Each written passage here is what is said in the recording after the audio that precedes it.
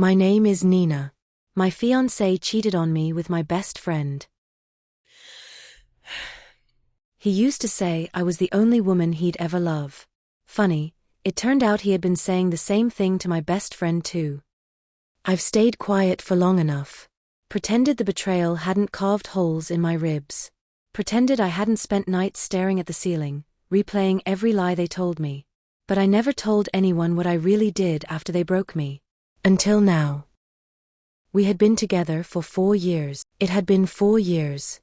Of laughter, dreams, and moments that had assured me of forever. Brian had that subtle kind of charm, the kind that snuck into your mind and made you question your own gut instincts. Not loud or flashy, just this quiet confidence that made you believe he was everything you wanted, and maybe even more. You know, that dependable kind of guy. The kind you would never think would do such a thing, not in a million years. And Tara. Tara had been my best friend since college. We were like sisters, really. I remember us sitting cross-legged on my bedroom floor, swapping clothes, sharing secrets, and laughing at the same dumb memes that no one else seemed to get. We spent Sunday brunches together, sipping mimosas and sharing plates like a team. We even shared the same shade of lipstick, and I'd find the little tube in my purse, knowing she'd borrowed it again. I had trusted them both. Completely. Blindly. Tara always seemed to have the worst luck with love, and I was always looking out for her and setting her up with dates. I had helped set her up on dating sites and would drop everything to be her wingwoman any time she needed me. My goal was to get her to be as happy as I was. She would go on a date, and whenever I asked her how it went, she always had something bad to say about the guy. Always. No one ever seemed to be the right fit. But I kept on trying to help her find her own happiness. I used to say, all the time, that Brian and I would get married on a beach in Tulum. That warm sand beneath our feet, the ocean breeze wrapping us like a secret. He'd laugh and say, "Only if Tara's the maid of honor." And we'd both laugh, thinking it was the sweetest thing, like some perfect little circle of love and friendship. But you know what? I should have seen it. But I ignored the little things. The late-night texts he said were just work, the way Tara suddenly got quiet whenever I brought him up, or how sometimes when I glanced their way, their eyes would meet for a heartbeat longer than necessary. I told myself, you're just insecure. I said, he's stressed. She's tired. Anything to keep the illusion alive. Because that was betrayal. It didn't storm through the door. It snuck in, quiet, patient, waiting for you to look away. There had been that one summer evening, the kind where the sun set slowly, painting everything gold. We were having a barbecue on the beach, the three of us, Brian, Tara, and me. The smell of grilled corn and smoky ribs floated through the air, mixed with the salty ocean breeze. Laughter had bubbled around us like champagne. Brian had said, "I swear, if you ever leave me, I'm taking Tara with me." Tara, laughing, had responded, "Deal. I make better guac anyway." I had just chuckled and said, "You two are ridiculous." I had smiled, feeling warm and safe. That silly little family feeling you get when you're surrounded by people who mean everything to you. At the time, it had felt like nothing but love. But even then, there had been something. Tara's laugh, it had lingered just a second too long. Like a secret stretched thin over the surface. Brian's hand had brushed her shoulder more times than it ever did mine. Little things. Things I had shoved away, telling myself they meant nothing. It had been those late nights too. The ones where Brian said he was working late, and Tara, my best friend, had been unavailable for girls' night at those times too. Looking back now, I saw the pattern, the texts, the glances, the silences. The secrets whispered in shadows where I wasn't invited. The way two people you trusted could weave a story that didn't include you. But betrayal? It wasn't loud. It wasn't sudden. It was a slow poison, a blade hidden behind a smile.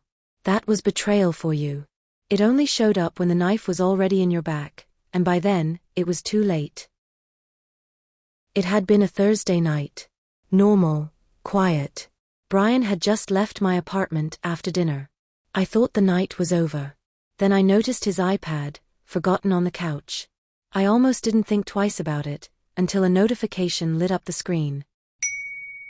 A heart emoji. From Tara. Something inside me had frozen. My hands had stilled. My breath had caught in my throat. Because Tara wasn't just anyone. She was my best friend. My sister in everything but blood. I had stared at the screen. My mind raced, desperately trying to find an innocent explanation. Maybe it was a silly joke, like the memes we shared all the time. Maybe it was nothing. But the screen told a different story. I couldn't stop myself. I had to see. And there it was. Messages. Lots and lots of back and forth messages. I stared at them for a long time, barely breathing. Then suddenly, I remembered. Tara had used my iPad once, to log into her iCloud. Just to check something real quick, she'd said. She never logged out. I noticed she never logged out, but I barely used that iPad, so I had never gone through her files. At the time, it hadn't seemed strange. We were best friends. We shared everything, drinks, clothes, secrets. But now I couldn't help but wonder, had it been intentional? Had she wanted me to find out? So I got out my iPad. I didn't have to dig far. Screenshots she saved but never posted.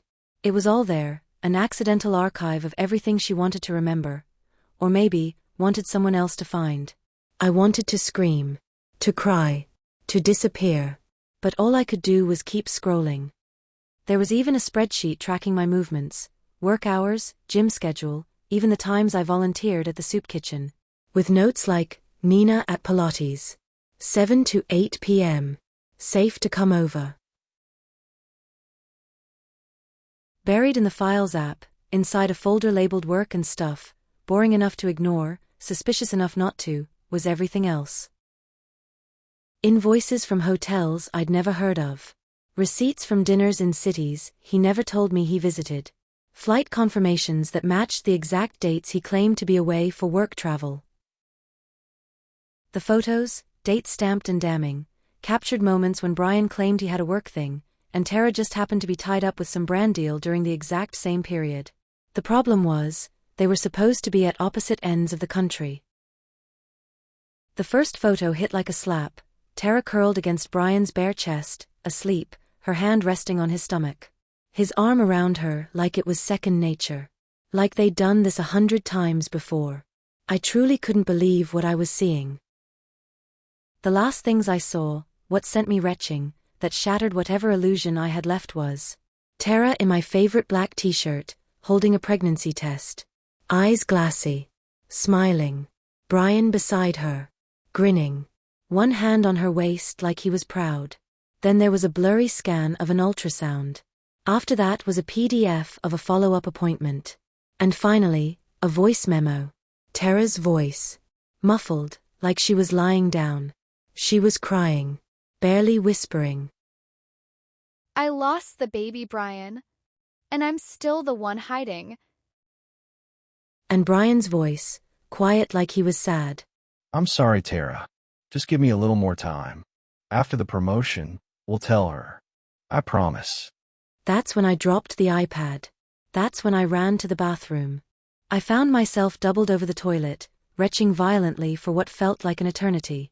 Then I stumbled into the shower without thinking. Fully clothed. Dazed. I turned the water on, numb to everything but the need to feel something. The icy stream hit me like a slap, shocking my system as I slid down the wall. Tears mingled with the water, indistinguishable from the chill that seeped into my bones. I had scrubbed my arms. My face. Scrubbed so hard my skin stung. As if I could scrub away their laughter. Their betrayal. The way they deceived me. The cold water had shocked my skin, then burned. I had let it run over me, hoping it would wash away the betrayal. The lies. The water ran and ran until it automatically shut off. The silence after that was deafening. This was really more than I could bear. I was heartbroken. My heart was shattered. How could this happen? How could the two people I trusted most in the world have done this to me? It didn't make any sense. I kept going over and over past conversations, trying to figure out where, how, when, who started it. Why didn't the other resist? How could I have been so blind to the cracks beneath the perfect picture? I cried and cried and cried. I didn't confront them right away. I couldn't bear the thought of looking at either of them. Instead, I called my office and took time off work. Then I sent Brian and Tara messages that I needed to head out of town for an urgent work trip and would have no access to my phone. I had needed to disappear, to put some miles between the chaos and my aching heart. I checked into a small bed and breakfast in the quiet coastal town for a few days, hoping the crashing waves and misty cliffs might drown out the noise in my head. That time away had been my refuge. The first few days, it had been horrible. I was raw, angry, full of questions with no answers. But then the storm had begun to settle. Before leaving home, I had saved everything I found. Later, when I went through everything again, I discovered even more, including copies of contracts and drafts of Brian's company emails on Tara's account, things he shouldn't have been sharing outside the company. That was a direct violation of his NDA. There were also strategies shared with third parties before campaign launches. I found timestamps and voice notes where Brian asked her, "Should I say this in the meeting or soften it?" And she replied, "No, say it with your chest. You're already their golden boy." And then there was the voice note where Brian joked about Cassandra, his boss's wife, calling her a gossiping hawk with a facelift. Tara replied with a laughing emoji and said, "LOL. I saved everything." I couldn't help but wonder if she had deliberately used my iPad to sign into her account when she had discovered she was pregnant. And she had wanted me to find out. After a few days, the rage had cooled, hardened into something sharper, like ice. Cold, precise, unforgiving. When I finally returned, I knew what I wanted to do. I started to watch them both. Carefully, obsessively. Every flicker in Tara's eyes when I casually dropped Brian's name. That brief freeze, like a secret she was trying desperately to hide. Every side glance from Brian whenever he had a message pop up. But I was no longer the girl in their world. I was the shadow lurking at its edges, cataloging every betrayal, every lie, every stolen moment. I observed. Because pain sharpens your vision. I had started testing them. Small things at first. Almost innocent. But each one a thread, tugged carefully to see how the web would unravel. I'd mentioned a made-up work event to Brian, something vague but specific enough to catch his attention. Then I'd watched his reaction, seen if he had tried to sneak away to text Tara, or if Tara had suddenly become distracted. I kept giving them opportunities to come clean, but they chose to continue the lie.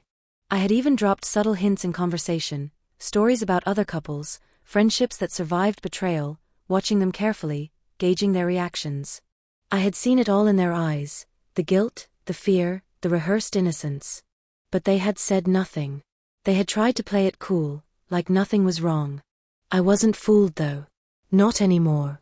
What once had felt like carelessness now revealed itself as carefully constructed deception. I was no longer the fool they had thought I was. The one they thought would never see the truth. While they had laughed at me behind closed doors, I quietly planned their unraveling. Piece by piece. Move by move. I decided the first step was untraceable hardware. I found it on Facebook Marketplace, a used laptop, cash only, no questions asked. I only used it when I was alone. I created anonymous profiles and accounts. I downloaded the photos, receipts and notes I had saved from Brian's iPad and Tara's iCloud account. The next thing I needed was the evidence, but it had to look like it didn't come from me. So I printed the photos and screenshots at home, slipped them into an envelope, and mailed it to myself from a post office near Tara's apartment. Just enough to plant doubt, and a convenient trail. Now I just needed the right circumstances in order to set things rolling. Since I'd been watching very carefully, my moment came faster than I had anticipated, and ironically, it was handed to me by Tara herself. Tara never went anywhere without her phone, not to the bathroom, not on dates, not even to the swimming pool. It was her mirror, her diary, her megaphone to the world. And like a lot of people, she thought screen protectors and cloud backups are enough to make her untouchable. But the thing about living your whole life online is, you forget the real world can still trip you. It happened on a Saturday. We were at the rooftop pool downtown. The one with the teal umbrellas and overpriced iced tea. It was a girls' day she had suggested. Maybe she felt guilty. Maybe she wanted to keep me close to ease her conscience. While she swam, her phone was left by her towel. I watched her dive, laughing like she hadn't burned our friendship to the ground. Then she got out of the pool and with fingers still wet, tried to grab the phone. Phone hits the edge. Splash. Cue panic. She got it out in seconds, but water had already done its work. For a moment, I thought she'd just toss it and upgrade like she always does. New version, new case, new aesthetic. But for once, she didn't. There were too many unreleased brand deals saved locally. Too many drafts. So she panicked. And she sent it in for repair. This was all I needed. I wasn't going to hack into her phone. I already had everything I needed. I just needed for her not to suspect me when the information started leaking. Now, the gloves came off and I started the unraveling. I didn't fire all at once. That would have been too easy. Instead, I let the pressure build. The first strike went to Brian's firm. An anonymous whistleblower email with attached audio, his own voice admitting to ethics violations. That evening, the three of us met at Vester's, not quite a bar, not quite a restaurant. We slid into the same corner table we'd claimed for years. Brian had hinted at the disaster earlier that day, voice fraying when he said, My boss said they're placing me on administrative leave. And then he just shut the door behind me. He looked like a man who'd been gutted and stitched back up with frayed thread. His hands wouldn't still, drumming the table, picking at his sleeve cuff, hovering near his phone like it might bite. They're placing me on administrative leave. He repeated like he couldn't believe it. I mean, this is me. Just this last quarter, I landed the Wellington account single-handed. Like I'm the reason their stock ticked up last month. He laughed, sharp and hollow, the kind that ricochets off bathroom tiles. I traced a droplet down my water glass, slow and deliberate. Since he had mentioned that it was an audio recording that was being used against him, I said, "This is crazy. Can they actually trace the audio to you? And who'd have the access to your files? Any ideas?" My voice, smooth, curious, the tip of an iceberg. Silence pooled between us. Then Brian turned to Tara. Not a glance. A revelation. Eyes narrowing, as if seeing her for the first time, or the last. You didn't.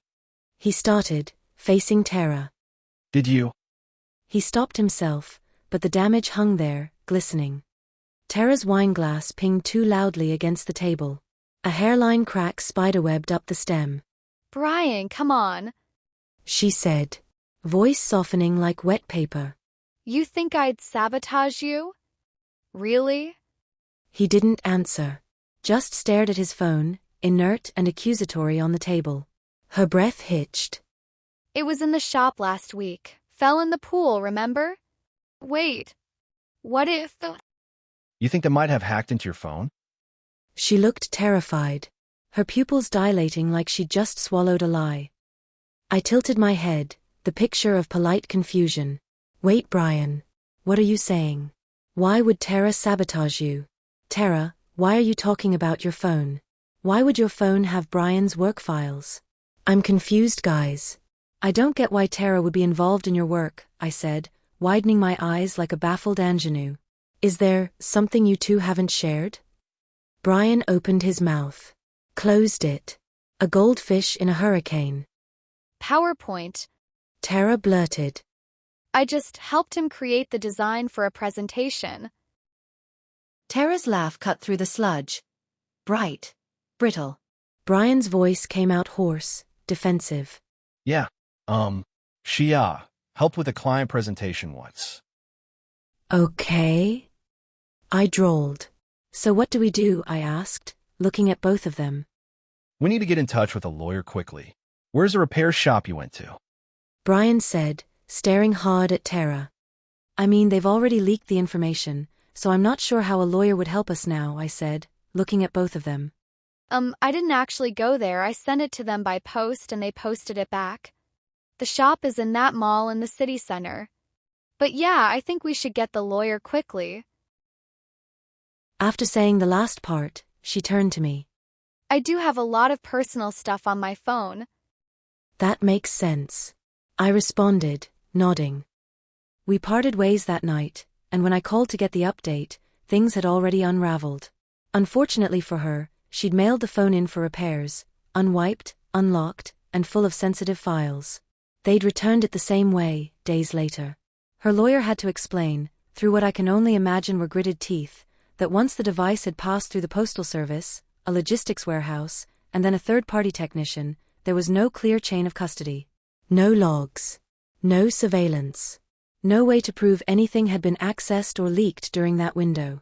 Without concrete evidence, there was no case, just a lot of suspicion and a dead-end trail. Well, one disaster down, on to the next. I moved on to the next piece of the game. With Tara, the trick was erosion, not exposure. Not only did she lose her partnerships, she got dragged hard. It started with one big-name lifestyle influencer, someone Tara had always tried to collaborate with, stitching her teary TikTok. Tara had posted a shaky video, red-eyed, saying she didn't know why her followers were leaving and that 3 sponsors had ghosted her in the same week. The first stitch hit like a brick. Girl. Maybe if you hadn't faked half your engagement and lied to brands about your analytics, you wouldn't be here. The comments exploded. The influencer world runs on fake sisterhood and very real grudges. Within days, she was left off guest lists. Tagged less. Whispered about on burner accounts. I fed anonymous screenshots to a gossip podcaster known for tea but never receipts. Another influencer, one who did call-outs for shady creators, duet her video just shaking her head with the caption, "Not another one playing victim when the skeletons fall out." One even made a parody of Tara crying, complete with mascara running and background music from a telenovela. It got 500,000 likes overnight. Even a few micro-influencers chimed in, people who'd quietly been iced out by Tara in the past, suddenly sharing stories of being ghosted after helping her. Her name was trending, and not in a good way. One night, she called me sobbing. My life is over. My last 3 sponsors ghosted. I'm bleeding followers. I don't know what to do. I responded with, "Oh my goodness, Tara. That's awful. Do you think it's like a real hack or maybe someone trying to mess with your brand? You've worked so hard, this is insane. Whatever it is, we'll figure it out, okay? I'm here." One by one, sponsorships dried up. Her engagement plummeted. Her relatable mask started cracking. After that, Tara went offline. Deleted everything. In that same vibe, I sent the recording of Brian insulting his boss's wife to another TikToker who dealt with corporate drama. Brian was still on administrative leave when the letter arrived, formal, final, and unmistakable. His employment had been terminated. But the real blow came from social media. The clip had made the rounds fast, and people who knew him instantly recognized his voice. They tagged him, messaged him, shared it with thinly veiled comments. So it wasn't just the job he lost. His reputation unraveled too, publicly, messily, and almost overnight. When I saw him later, he looked wrecked. Like life had wrung him out and left him to dry somewhere no one was watching. His shirt was wrinkled, eyes bloodshot, the kind of hollowed-out tired that doesn't come from one bad night, but from many. I tilted my head, voice soft. "Brian, are you okay?" He gave a bitter laugh, rubbed a hand over his jaw. I don't know what's happening to me. Nina, it's like the whole world turned on me overnight. I gave him a sad smile, the kind that says I'm here for you, even when I'm not. I don't understand it either. People can be unbelievably cruel. It's unimaginable what some will do. He didn't respond. Just let the silence sit between us like a third party, judging. I couldn't bear to touch him as I had minimized any physical touch since I found out about the betrayal, but I tapped his arm, like I hadn't seen every single stitch unravel. Like I hadn't lit the first match. All the while, I had already planned my final move. I'd landed a new job in another city. Better title. Higher pay. I hated that they made me move from the city I had called home for 10 years, but I could not imagine being in the same environment and potentially bumping into them ever again. So I rented a place by the water, signed the papers and packed my things. An hour before I was scheduled to leave, I invited them both to the cafe we used to go to, the 3 of us. Back when I thought they actually loved me. Brian was first to arrive. Hey babe. He slid into the booth across from me like nothing had happened. He reached for my hand. I didn't give it. I responded with just one word. Why? Why what, Nina? I didn't answer. Just reached into my tote and pulled out the manila envelope. I placed it on the table and slid it toward him, stamp side up, the cleanly printed white label bearing my name and address clearly visible. His eyes lingered on the label. He recognized the postmark. Realized it was mailed to me. His confusion turned to dread. He opened it. Inside, printed screenshots of their conversations, flirty, intimate, unmistakable. His replies, full of promises. And right on top, the pregnancy photo Tara had sent him. His fingers gripped the edge of the paper like it might burn him. Nina. I'm sorry. I was stupid. I can explain. Please, Nina. I'm so sorry. I messed up, I know that. I never meant to hurt you. But you did. You meant all of it. Tara's once proud Louboutins dragged softly across the tile, their sharp click now muted and uncertain. The faint trace of Chanel number 5 hung around her, no longer a signature but a lingering reminder of better days. She sank into the booth beside Brian, forcing an Instagram-perfect smile that didn't reach her eyes. Brian didn't look at her. His hands, usually restless with ambition, sat motionless. Her gaze darted from the envelope to Brian's ashen face to my folded hands. The silence a beat too long. Tara forced a laugh. What's going on, guys? Please don't tell me it's another leak again. I slid the envelope across the table. The sound of paper on wood was deafening. You tell me, I said. Her French tip nails hesitated before tearing it open. 3 seconds. That's how long her smile lasted, exactly 3 seconds, before disintegrating. Where did you? Someone mailed them to me. I responded.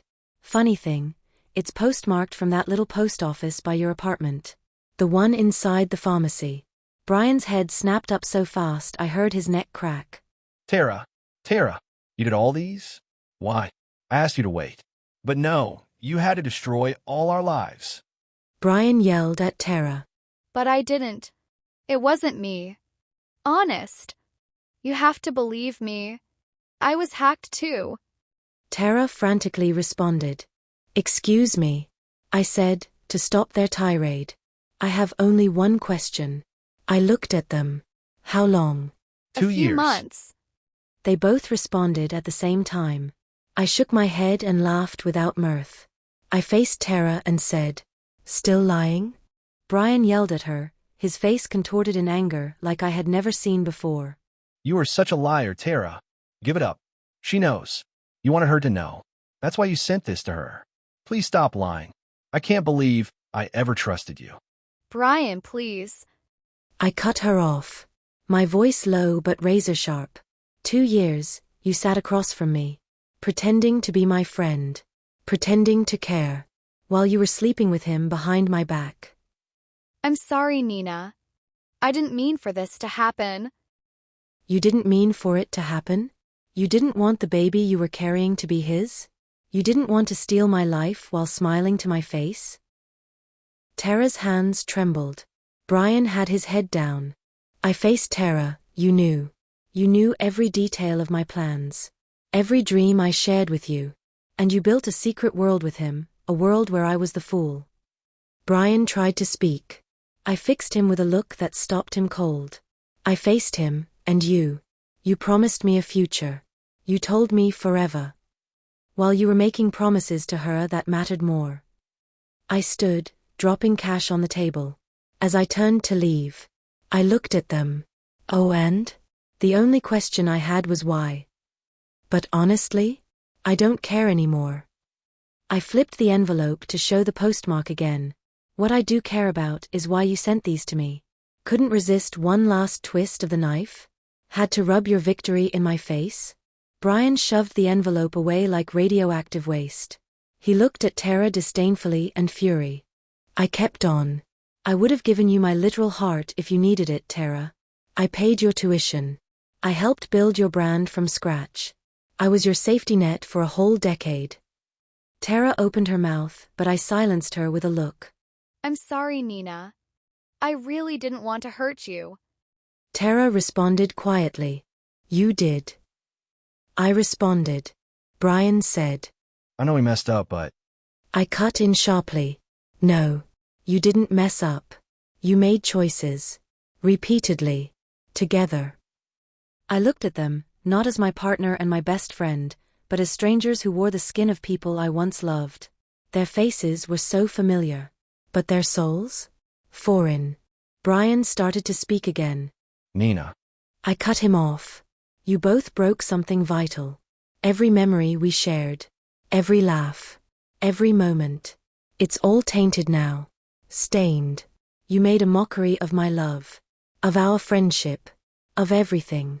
My past is a crime scene, and you're the fingerprints. They sat frozen. Tara's lip trembled. Brian looked down at the table, ashamed or maybe just caught. They sat there, stunned. Her hands trembled slightly, but her eyes tried to lie. I leaned forward, voice icy. You were supposed to be my sister. But you chose to be my poison. I paused. I don't ever want to see either of you again. I spoke to Tara. You wanted my life? Here. I gestured between them. Enjoy it. Shouldering my bag, I delivered the final blow with devastating softness. I wish you both exactly the life you deserve. A chair screeched and I heard Tara's choked voice whisper my name. Nina. Cut off as the cafe door closed behind me. The last thing I saw before turning away? Tara's trembling hands. Brian's hollow stare. And between them? The space, where I used to be. It's been a few years since it all happened. I blocked them everywhere, phone, social media, the corners of my mind where memories used to fester. And ignored every call and message that came after. I never looked back. Since then, I've thrived in my career, and I refuse to let that experience sour me on love. In fact, I channeled it into something meaningful, a book about recognizing red flags in relationships. It's called Red Flags Where Friendly Faces. You'll find it wherever books live. You might even find a link to it in the description of this video. It's not just mine anymore, it's for anyone who's ever wondered how they missed the signs. Today, I'm married to a wonderful man. But I walked into this marriage with my eyes wide open, no blind spots, no illusions. But sometimes, late at night, I still wonder, did I go too far? There was a time I'd have said no. That they deserved the fire I lit. But time has a way of softening edges. I learned later they unraveled the same day I walked away. Brian eventually clawed his way back into a job, nothing glamorous, just enough to survive. Tara? She spiraled. Her influence, her confidence, her entire world, gone. For months, she scrambled to rebuild what she traded for a mirage. If I could go back, I'd spare us all the collateral damage. Let them know I'd seen through their lies, then turn my back and walk away. No sabotage, no vengeance. Just the quiet finality of choosing myself first. Because here's what I've learned, no one is worth your peace. Let them burn in their own wreckage. Let them scramble for the life they threw away. You don't need to torch their bridges, you just need to cross yours, and never look back.